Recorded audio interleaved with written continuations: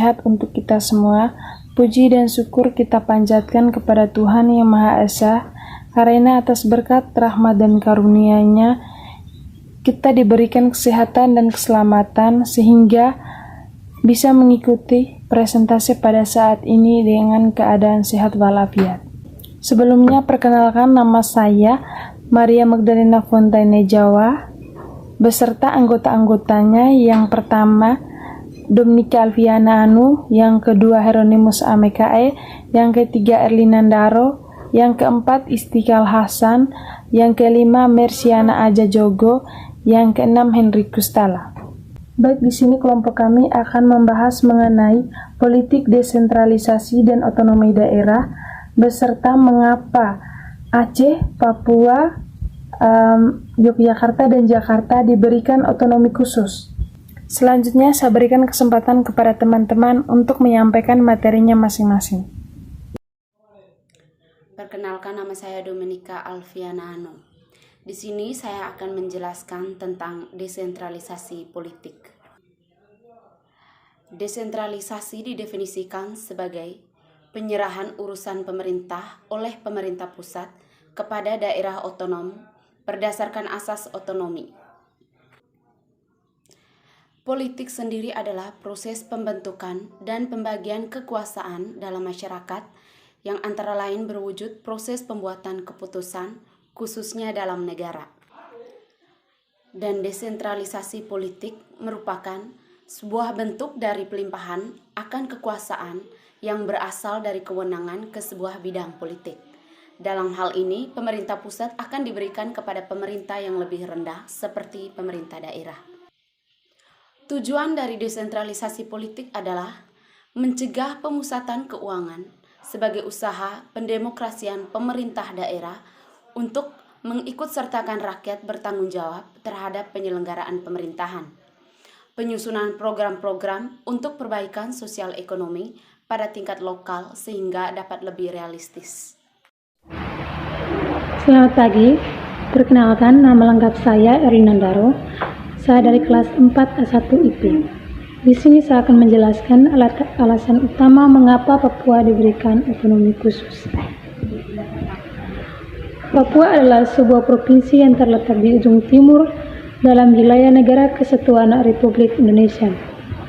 Letaknya yang jauh dari pusat pemerintahan nasional yaitu DKI Jakarta, membuat provinsi ini diberikan otonomi khusus.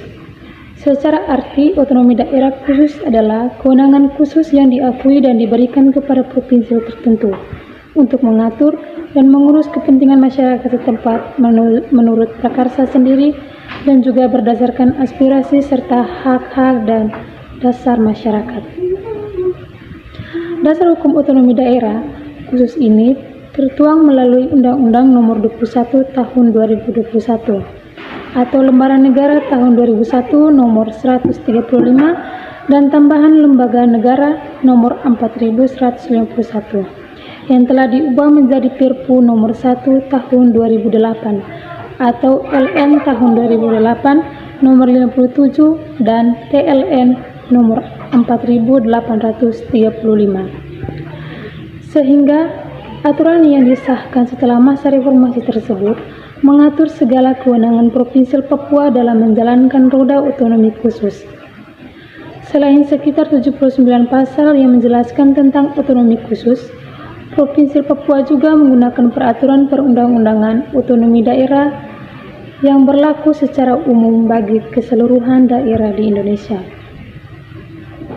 Hak khusus Provinsi Papua. Yang pertama, pemerintah. Guna mencapai tujuan pelaksanaan otonomi daerah dalam menjalankan roda pemerintahannya, Provinsi Papua terdiri atas Dewan Perwakilan Rakyat Papua atau DPRP sebagai badan legislatif dan pemerintahan provinsi sebagai badan eksekutif. Dan adapun badan kasus yang berguna sebagai penyelenggaraan otonomi khusus Provinsi Papua, yakni Majelis Rakyat Papua atau MRP.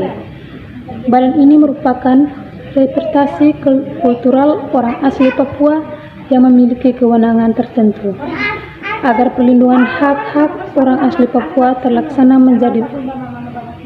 dan berjalan sesuai dengan norma dan dalam masyarakat sebagai penghormatan terhadap adat, budaya, pemberdayaan perempuan, serta yang terakhir penetapan kerukunan hidup beragama. DPRP mendatangkan 125 kursi.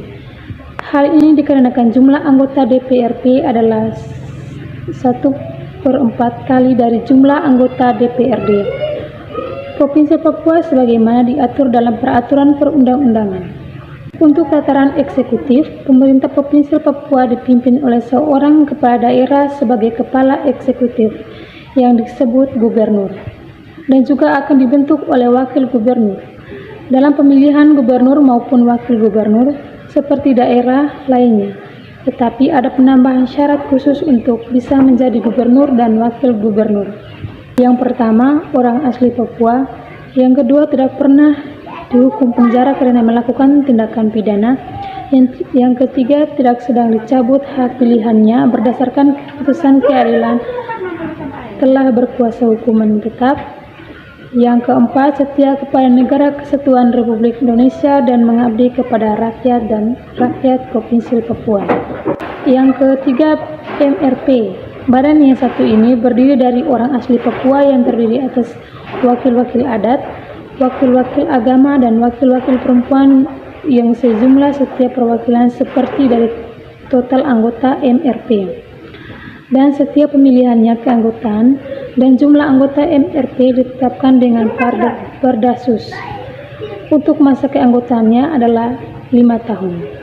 Sedangkan tugasnya, yang pertama, memberikan pertimbangan dan persetujuan terhadap rancangan Perdasus yang diajukan oleh DPRP bersama-sama dengan gubernur. Yang kedua, memberikan pertimbangan dan peraturan terhadap bakal calon gubernur dan wakil gubernur yang diusulkan oleh DPRP. Ini alasan utama Papua diberikan otonomi khusus. Kesimpulan dari penjelasan yang dari di atas, Provinsi Papua diberikan otonomi khusus karena untuk peningkatan pelayanan, akselerasi pembangunan dan pemberdayaan seluruh rakyat Papua sesuai dengan prinsip-prinsip otonomi daerah, dan memilih pengalaman sebelum reformasi di mana masih banyak pertimbangan kesejahteraan bagi masyarakat Papua, sehingga otonomi khusus sebagai langkah strategis untuk meletakkan kerangka dan yang kukuh demi tuntasnya masalah di Papua dengan tetapan mengacu pada asas otonomi daerah. Terima kasih. Baik, salam sehat untuk kita semua. Pada kesempatan ini saya akan menjelaskan berkaitan dengan mengapa Jakarta diberi otonomi khusus. Sebagai kota niaga, industri, dan jasa nomor baik di Indonesia, ditambahkan dengan statusnya sebagai ibu kota negara, pengelolaan Jakarta memang berbeda dengan provinsi-provinsi lainnya di negara kesatuan Republik Indonesia, di mana dalam hal ini kewenangan pengelolaan dan pengaturan Jakarta bukanlah hanya pada tingkat daerah, melainkan tingkat pemerintahan pusat atau tingkat nasional. Ini karena Jakarta sebagai pusat pemerintahan di mana seluruh badan negara, kementerian, markas TNI, kehakiman, dan lain-lainnya berkedudukan di Jakarta sebagai pusat tertingginya atau sebagai ibu kota negara. Jakarta merupakan pintu gerbang Republik Indonesia dan menjadi halaman negara. Maka dalam hal ini sudah selayaknya Jakarta harus diberikan status kekhususan sebagai daerah istimewa. Perkenalkan, nama saya Mirsiana Aja Jogo. Saya akan menjelaskan mengapa Yogyakarta diberi otonomi khusus. Daerah istimewa Yogyakarta sangat berbeda. Daerah ini memiliki otonomi khusus atau yang biasa disebut keistimewaan Yogyakarta. Keistimewaan pertama yang dimiliki oleh daerah istimewa Yogyakarta yaitu dalam hal tata cara pengisian jabatan, kedudukan, tugas, dan wewenang gubernur dan wakil gubernur.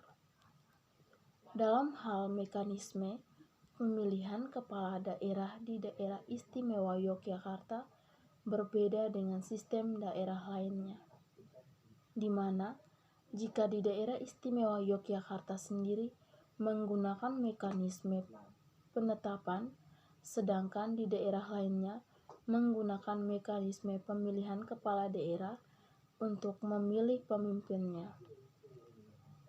Daerah Istimewa Yogyakarta menggunakan sistem calon gubernur dan wakil gubernur ditetapkan oleh DPRD dan kemudian disahkan oleh Presiden. Daerah Istimewa Yogyakarta juga memiliki hal yang khusus dalam pemilihan kepala daerah ini. Yogyakarta adalah salah satu kota penuh dengan nilai dan bangunan bersejarah yang cantik. Yogyakarta pun memiliki sebutan tersendiri. Sebutan itu adalah Daerah Istimewa Yogyakarta. Sejak tanggal 15 Agustus 1950, Undang-Undang Republik Indonesia mengesahkan bahwa Yogyakarta adalah daerah istimewa yang setara dengan provinsi. Keistimewaan ini dituliskan undang-undang karena status Yogyakarta yang istimewa dengan sistem otonomi daerah yang khusus. Keberadaan Kesultanan Yogyakarta dan Kadipaten Pakualaman sejak zaman dahulu dibutuhkan rumusan undang-undang agar sah di mata hukum. Untuk mengukuhkan kedudukan Yogyakarta zaman dahulu dibutuhkan rumusan undang-undang agar sah di mata hukum. Untuk mengukuhkan kedudukan Yogyakarta sempat ada masalah perbedaan pendapat. Bahkan ketika sidang RUU sempat terjadi perbedaan pendapat antara BPKNID dengan kedua penguasa di Yogyakarta. BPKNID ingin supaya Yogyakarta menjadi daerah biasa seperti daerah umumnya tanpa sebutan daerah istimewa. Sedangkan kedua penguasa kerajaan Yogyakarta ingin agar Yogyakarta menjadi daerah yang istimewa. Hingga akhirnya hasil dari sidang tersebut membentuk RUU berjumlah 10 pasal yang disetujui oleh kedua pemimpin kerajaan Yogyakarta kala itu. Setelah itu, sebutan Daerah Istimewa Yogyakarta resmi disematkan pada Yogyakarta. Yogyakarta memiliki kewenangan dalam mengatur daerahnya sendiri. Contohnya, pada saat pemilihan gubernur Yogyakarta. Pemilihan tidak akan diadakan seperti pemilihan umum, sama seperti provinsi yang lain. Gubernur Yogyakarta akan langsung dipilihkan oleh keturunan sultan yang memimpin Yogyakarta sejak zaman dulu. Saat ini, Gubernur Yogyakarta adalah Petahana Hamengkubuwono X atau Sultan Hamengkubuwono X yang memimpin sejak 3 Oktober 1998. Selain dari segi otonomi daerah, Yogyakarta memiliki keistimewaan lain berupa kota dengan banyak warisan budaya dan bangunan bersejarah. Baik, terima kasih atas kesempatan yang telah diberikan. Kali ini saya akan menjelaskan mengapa Aceh diberikan otonomi khusus. Sebelumnya perkenalkan dulu, nama saya Istiqlal Hasan. Saya dari semester 4 program atas di semester 6 A3.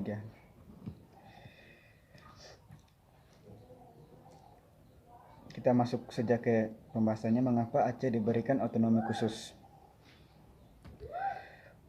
Otonomi khusus yang diperoleh oleh Provinsi Aceh waktu itu tidak terlepas dari konflik yang terjadi antara pihak pemerintah dan GAM. GAM di sini yaitu Gerakan Aceh Merdeka. Dari hasil yang saya rangkum berbagai sumber itu, salah satunya di Wikipedia.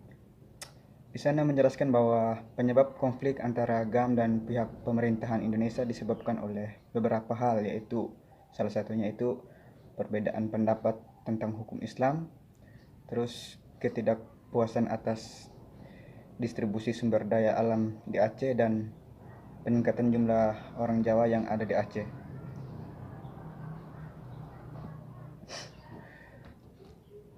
Selain itu, kesepakatan yang pernah dibuat bersama waktu itu dibuat bersama oleh Soekarno yang sudah pernah dijanjikan untuk pihak Aceh waktu itu selang beberapa tahun kemudian itu diingkari lagi oleh Soekarno, yang pada saat itu Soekarno menjanjikan akan diberikan otonomi khusus kepada Aceh untuk mengatur syariat Islamnya. Tapi kesepakatan itu tidak kunjung tiba, sehingga pada tanggal 4 Desember 1976 inisiator GAM Hasan Ditiro dan beberapa pengikutnya mengeluarkan pernyataan perlawanan terhadap pemerintahan Indonesia. Jadi di situ terjadilah pertumpahan darah yang terjadi antara GAM dan pihak pemerintahan Indonesia, di mana para pemimpin Indonesia waktu itu, TNI Polri-nya, untuk menumpas habis GAM yang ada di Aceh.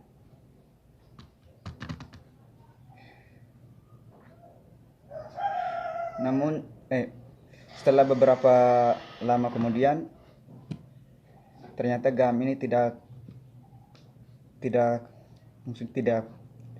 gampang untuk dituntaskan dalam waktu yang singkat.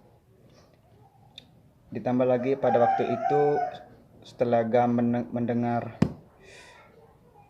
Provinsi Timur Timur dulu terlepas dari Indonesia, maka mereka lebih bersemangat lagi untuk menyampaikan pendapat mereka ke PBB untuk mereka berdiri sendiri sebagai sebuah negara. Oleh karena itu, para pemerintah Indonesia melakukan tindakan militer lagi dengan menumpas habis semua gerakan-gerakan GAM ini, dan sampailah pada tanggal 19 Desember 2005 itu GAM menyerahkan beberapa pucuk senjatanya, sekitar 840 kepada pihak AMN, dan itu juga menandakan bahwa GAM sudah tidak ingin memerdekakan diri lagi dari Indonesia, karena pada saat itu pemerintahan Indonesia sudah mengakui bahwa Aceh akan diberikan otonomi khusus untuk mengatur wilayahnya sendiri. Sekian dari saya, terima kasih. Selamat siang semua. Pada video kali ini saya akan membahas mengenai otonomi daerah. Perlu diketahui, otonomi daerah adalah kewenangan untuk mengatur sendiri kepentingan masyarakat atau kepentingan untuk membuat aturan guna mengurus daerahnya sendiri. Secara harfiah, otonomi berasal dari dua kata. yaitu otonomi dan daerah. Dalam bahasa Yunani, otonomi berasal dari dua kata, yaitu autos dan namus. Autos berarti sendiri dan namus berarti aturan atau undang-undang. Otonomi bermakna membuat perundang-undangan sendiri atau Zelwetgeving. Namun dalam perkembangannya, konsepsi otonomi daerah selain mengandung arti Zelwetgeving atau membuat perda-perda, juga utamanya mencakup Zelbestuur atau pemerintahan sendiri. Sehingga otonomi dapat diartikan sebagai kewenangan untuk membuat aturan guna mengurus rumah tangga sendiri. Sedangkan daerah adalah kesatuan masyarakat hukum yang mempunyai batas-batas wilayah. Pelaksanaan otonomi daerah selain dilandaskan pada acuan juga sebagai implementasi hukum. Sebagai implementasi tuntutan globalisasi yang bertanggung jawab terutama dalam mengatur, memanfaatkan, dan menggali sumber-sumber potensi yang ada di daerah masing-masing. Adapun ciri-ciri dari otonomi daerah yaitu: 1. Setiap daerah memiliki perda. Yang kedua, hanya presiden yang berwenang untuk mengatur hukum. Yang ketiga, perda dicabut oleh pemerintah pusat. Yang keempat, lebih mendekatkan pemerintah dengan rakyat. Yang kelima,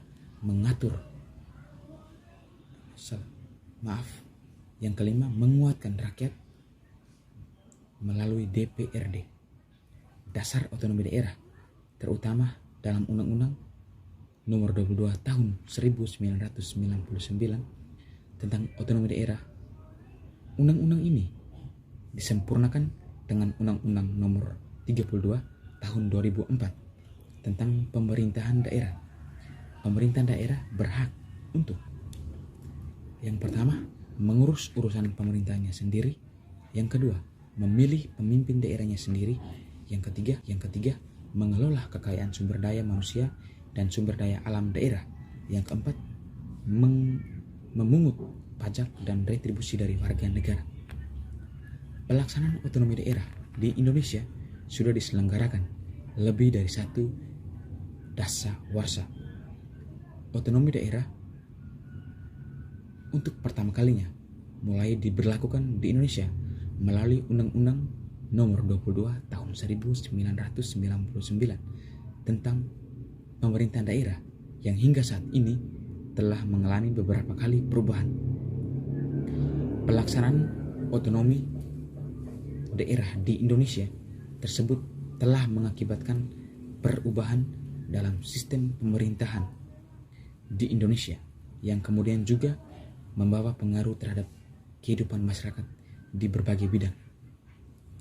Secara konseptual, pelaksanaan otonomi daerah di Indonesia dilandasi oleh 3 tujuan utama yang meliputi: pertama, tujuan politik; yang kedua, tujuan administrasi; yang ketiga, tujuan ekonomi.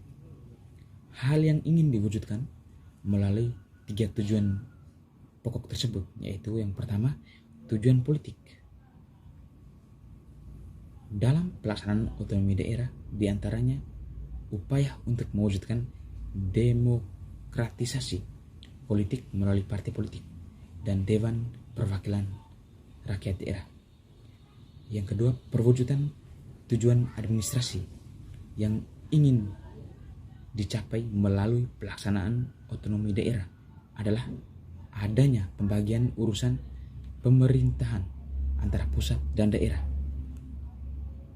Sedangkan tujuan ekonomi yang ingin dicapai dalam pelaksanaan otonomi daerah di Indonesia adalah terwujudnya peningkatan indeks pembangunan manusia sebagai indikator peningkatan kesejahteraan masyarakat Indonesia. Sekian penjelasan materi saya. Terima kasih.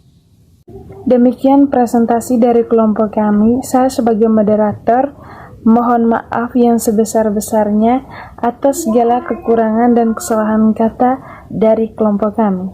Sekian dan terima kasih.